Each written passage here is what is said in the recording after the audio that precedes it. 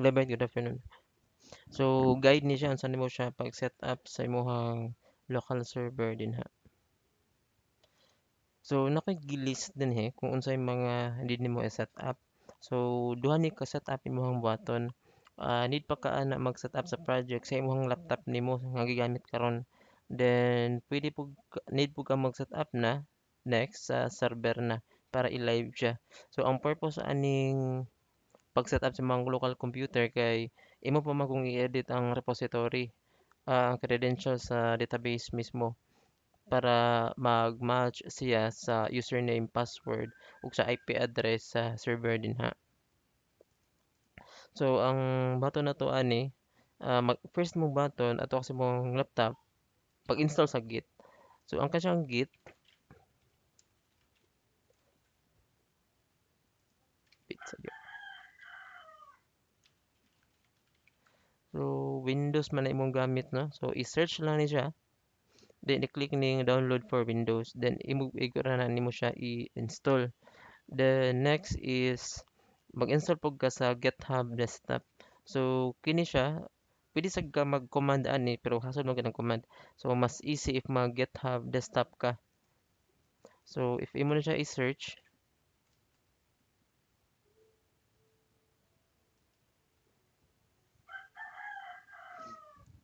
so mao ni siya nga application para dili na ka mag type og mga command sa imong local computer. Magamit og command dito lang sa Linux nga server. Then i-click lang ang download yan, install siya, then sign in ka. Once maka-sign in gani ka, ang mahimong displayan na is ngunani siya.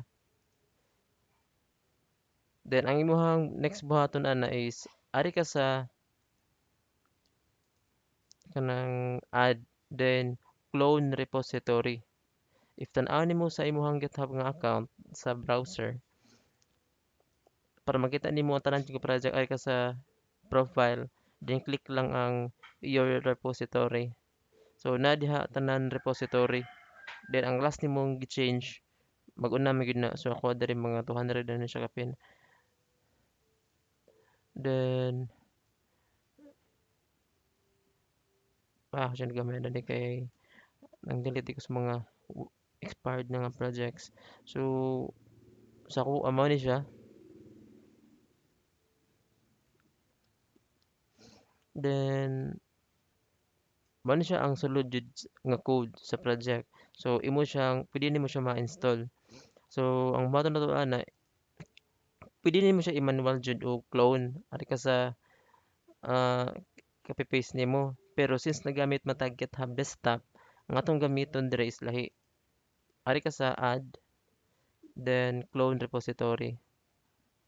Then pangitaan lang ang imong i-clone nga project. So first of all kini mo ni ang name sa repository. Then diri nga part, imo siya i-set up kung asa nimo siya i-install. So pili ko og folder. Sa local disk D din ni siya i-install dapat. Ayaw lang solo jud sa C kay mag-cause siya conflict sa mga future development. Then ay ko sa modules. Ay, so Atlantic. Then actually na siya ay Project Laravel API dire niya. Ako lang siyang gi-rename para maka-create ko og setup nga ma-record na ako sa video. So ako lang siyang pilion na ako siyang folder. Select. Then bantayi lang siya dire. Pwede rin mo siya i-rename.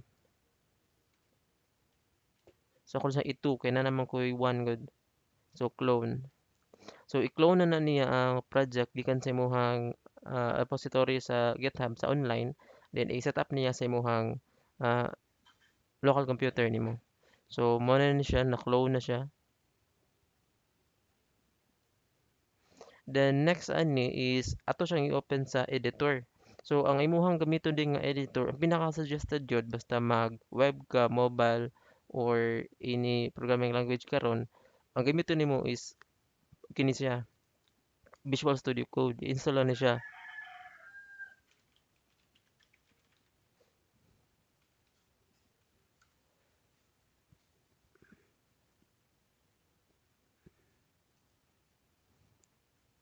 So i-install ni siya, dali ra kani siya.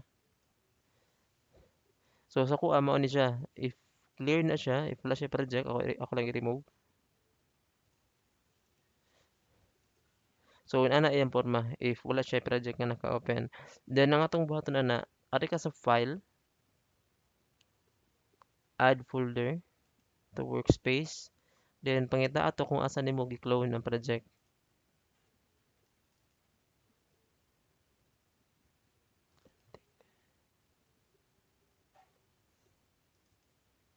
So mao ni siya ang 2. So mao ni siya ang code sa project mismo.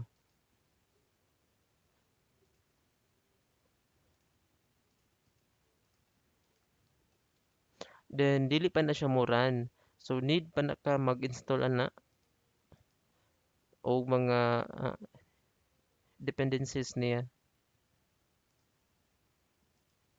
So mag-run ta og composer install. Pero sa imong nga case dili pa ka makaparan ani, mag-error siya. So ang buhaton nimo ana, mag-install ka balik natay need composer. So imo pud din siya i-install. Kabantay ka nagamit sa term nga composer ang pangan sa ato i-install is composer, then if mag-type ka dire mag-una po yung composer. So siya ang mo execute sa mga terminal command. Then ang supported niya is pura unit siya sa PHP. So next is after ni nimo siya ma-install, need mo siya i-restart imong computer. Then usa pud sa required DI before di ka mag-install og composer, take note lang jud ay nakoy na klimtan, need day ka og PHP. So ako ng PHP, uh, if moari ka sa C, i-check imong C if na ba kay XAMPP. Then i-search ang php.exe. So na dugay pa kaya siya magawas pero naa na siya. So like ni mao ni siya ang need sa composer before pag-install sa composer required ni siya. Then if wala gyud kay XAMPP, pag-install lang ana. Then if na kay XAMPP nya dugay na i-update lang pag i-uninstall to niya, i-install na siya og balik. Kini siya. Usa ni sa need sa composer. Then before nimo siya i-install. Then once wait, ah, nagkuhan siya.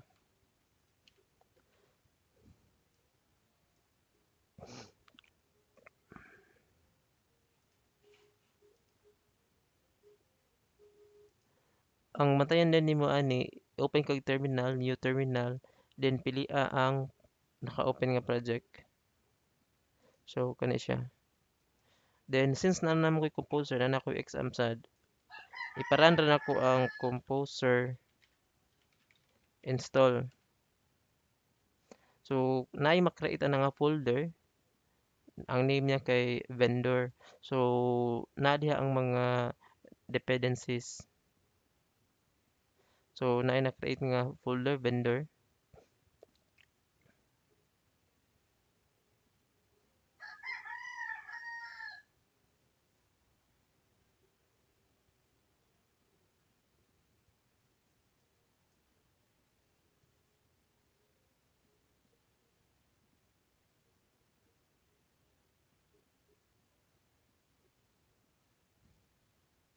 Medyo dugay na siya no, so ato na siyang ipaboton. Then diri sa ANVDI, ang purpose diyan is na diri ang mga environment declaration, mga variables. So if naawnin mo siya, na diri ang DB connection, host port, database name, username, and password. Pero since ang project kay multi-database man siya, dili ta pwede mo use ani.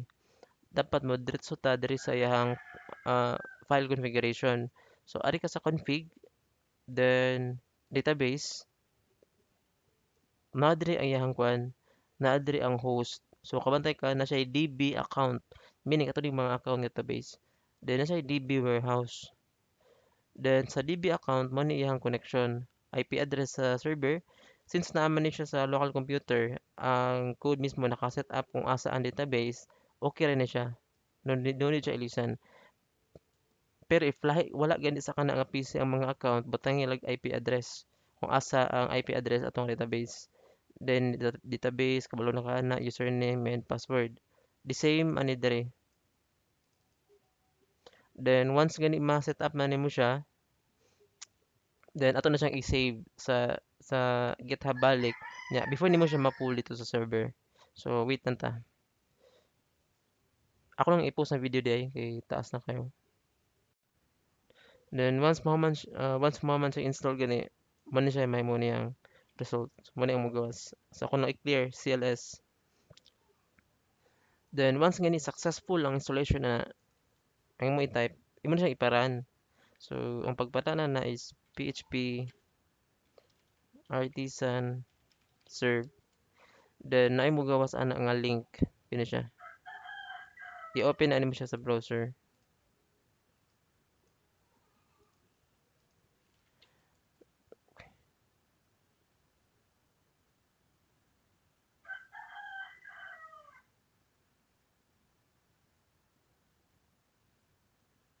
So once gani mo gawas ni siya, okay na siya. Na set up nimo siya. So ang next lang button nimo ana dapat imo siyang i-edit diri. Then once gani na-edit nimo siya, pag open lang og bago i-split ang kini siya. Then need mo siya i-save sa GitHub. So ang pag-save ana is type ka og git then add then period. So ang meaning anang period is this folder. So tanan nga gi-edit nga file ma save siya sa GitHub. Pero since wala mo ko gi-edit, mag-try ko og change. For example kini siya. Ako lang ibalik. Then if tanaw nimo siya, ni-gray na siya. Kina siya M meaning modified. So pwede na to i-save na. Pero if gusto nimo i-confirm is na ba changes, pwede ka mag-git then status. So nakitaan nila ang kini nga file na i-changes. So ang pag-save ana, get, add, then period. Then after ana, na-declare na nimo siya. If imo siya i-check, get status. So green na siya meaning naka-save na siya pero napa sa local computer nimo. Ang next na ang button nimo i-push nimo sa remote nga repository dito na mismo sa GitHub. So ang pagbuhat ana is imong button na pod git commit then m meaning magbutang tag message. Modified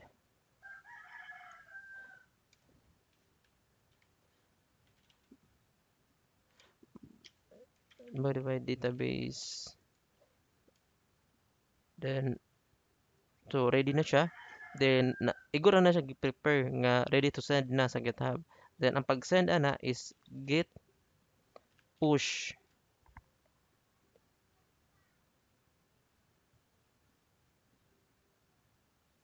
Then okay, so basta ingon ana gani okay na siya. If ato siya i-check with CLS die.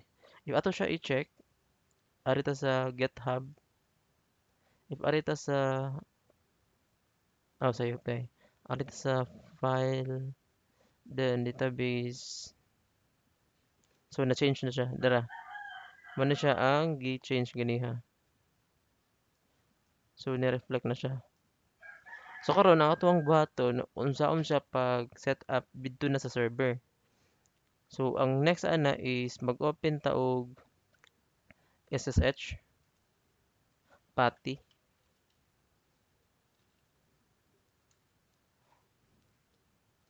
Ang ako ading gamiton nga server kay naa ni siya sa Singapore nga data center. Then wala jud ko'y physical diri nga server man nga sa ako nga case ang atong gamiton is mga domain. Pero sa imuha is local network man mo, IP address yun na inyong gamiton. So, ako lang ibalin sa next nga sa lain nga screen kay katagayo. So naka dual screen di ko na basa ni bongga. Okay, so pati. Nakalimot ko sa IP address. Wait sa.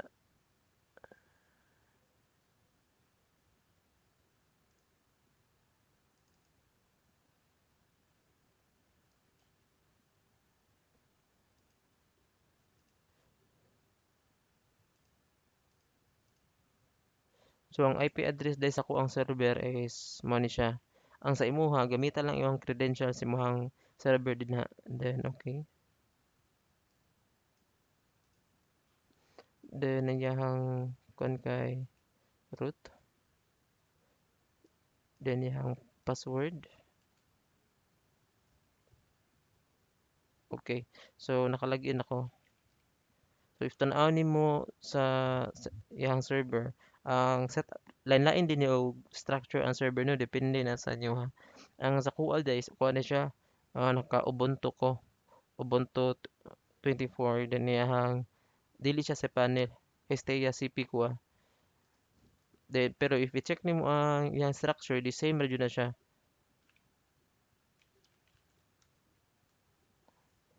So mo ni ang sulod sa kuang project server.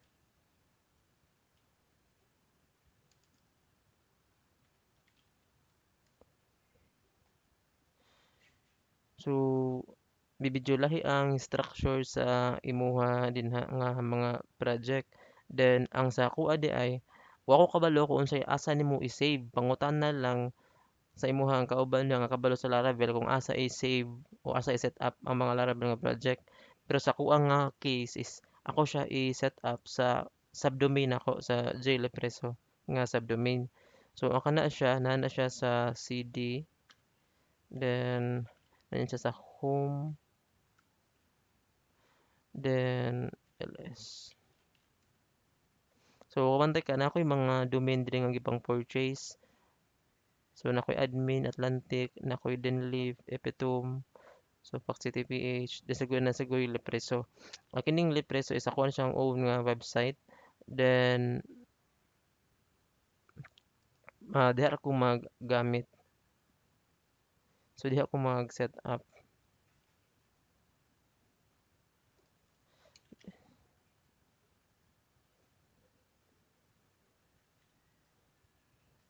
Then home. Wait, kay nakalimot ko sa path. So ang next na nimo ang buhaton is back lang ko sa pinaka-root niya no. So muna yung pinaka-root directory sa server. Clear die clear. So muna yung pinaka-root directory. Then nakoy uh, subdomain nga gi-create. Then ang pangalan sa subdomain is API-Atlantic WMS. So if tan-aw nimo siya diri, so mao ni ako ang website then naa siya subdomain. So iyang subdomain is Atlantic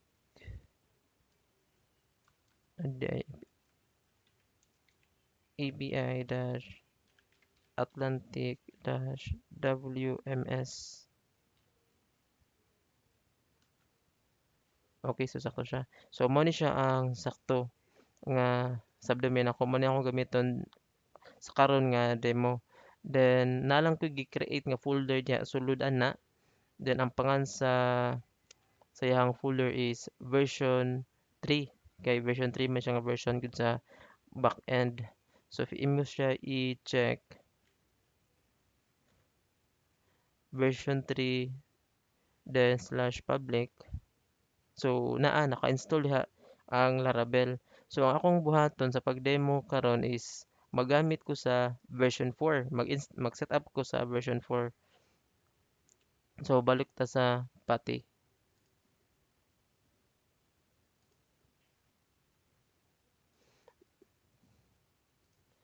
So arita sa pati. So sulod ko sa folder sa C, CD, then ang name niya is nasa siya sa home, then Atlantic, then web slash API slash Atlantic dash WMS dash jlepreso.com slash public at html dash.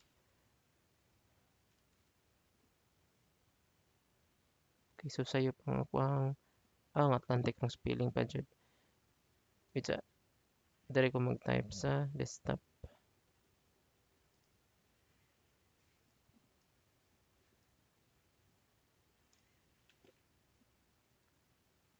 Okay. So,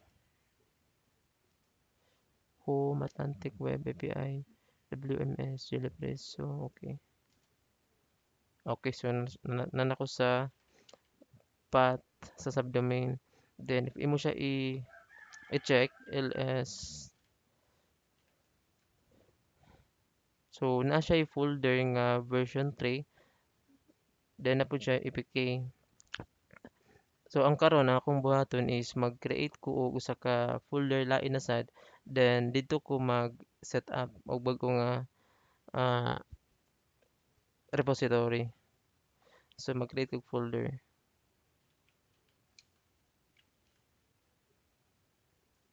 Wait. Make there, then version 4, then cd.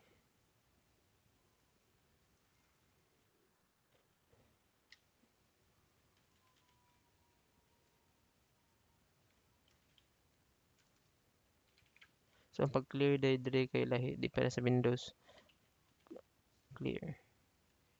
Then ang pag-set up ato dire is easy na lang kaayo.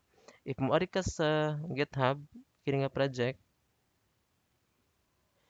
ari ka sa code, then i-click ni siyang SS, wait, ari ka sa SSH, then i-click na siya para makopy. Then type ka og git, then clone, then right click. So ma-clone to siya ang project. Then para ma-check na to ang files niya ls. So naa siya sud sa folder sa Project Atlantic Laravel 001.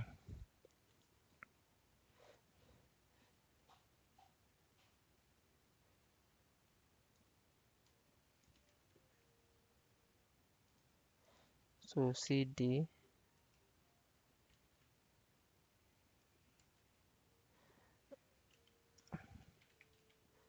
okay, so nana ko sa project sud sa folder kung asa na-clone ang project. Then if ato siya i-check ls, then nana ang project na readme da ang app ang config na tanan. Then the same gihapon sa gibuhat sa Windows ato siyang i-set up. So composer install, then yes, need ay ang server bertang na siya internet, di ka makakontinue basta wa siya internet. So okay na siya, na siya dinhi nga path. So if ato siya i-open sa browser,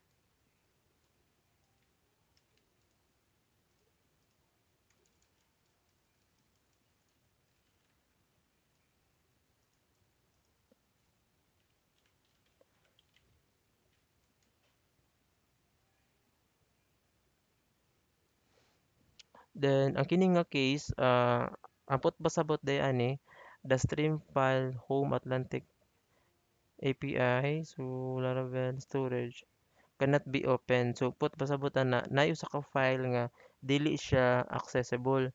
So meaning ana naa siya need i-configure pa. Ah, sa kada ka case pili ka mangayog help ana sa imong IT diha ang kabalo sa Laravel kay easy ra man jud siya.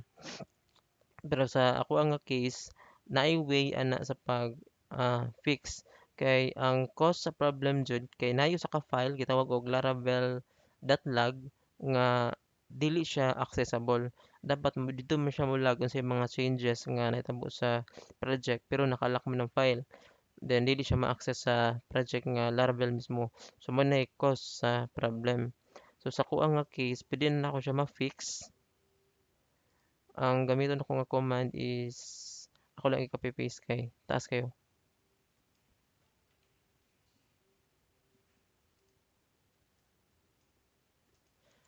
Ang pag-fix ana is na siya command gigamit mao ni siya version 4 then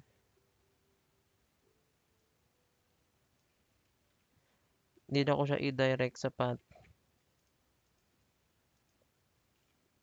para tanan nga file diha accessible na.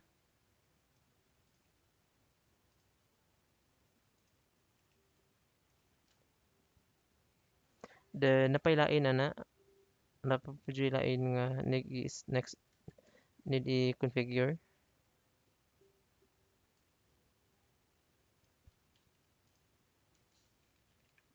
So home Atlantic Web then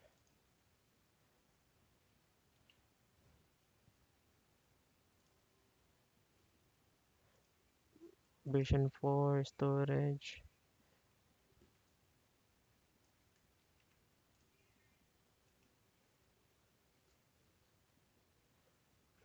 So wala siya nag-exist nga file so ato siyang i-move.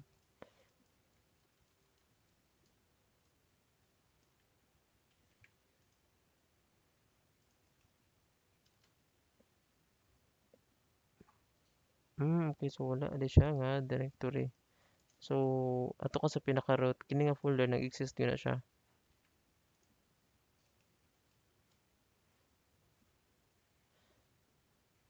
Version 4 the storage. Wait, ato i-check.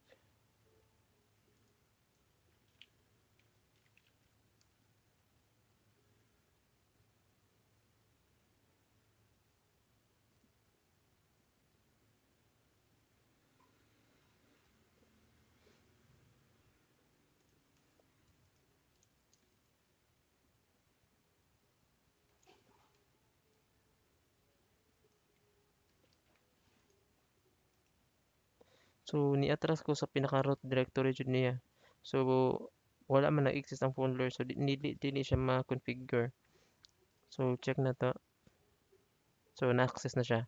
So inato ra ang pag-fix.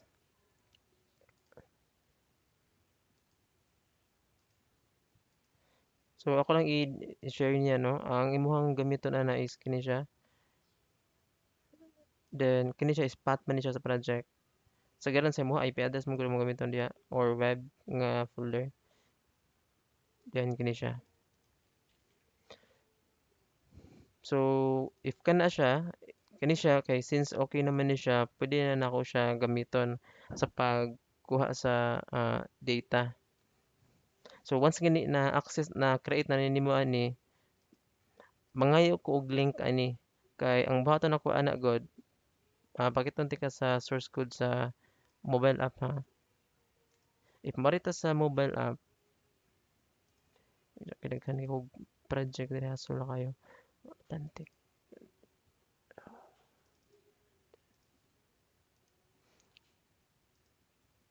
Then mo ni ang source code sa mobile app then sa source then ay var.ts. So na siya link din ha. If imo siya i-open sa browser, sayo, wala siya API dapat. So mao po na siya. So mo tong ilisan ni nato siya sa mobile app nga source code. So kung may tabuan na ang sa inyo ha, damay mo na siyang IP address. So 192.168.1.100 baron. So yun ana na. Then yung may mong version 1. WMS/version 1. Ang kasuggest na ako nimo ana, basta mag-create ka og folder buhata ang main nga WMS, meaning ana warehouse management system siya, then by version siya, version 1. Kay next gani if mag-deploy ta og version 2, diyan daghan siyang changes, ato na siya i siya nag version 2. Then if naay problem ang version 2, ma-backtrack po nato sa version 1. So backtracking siya. So that's it. I hope makatabang siya. So, ano siya. If na kayo mga question, chat lang.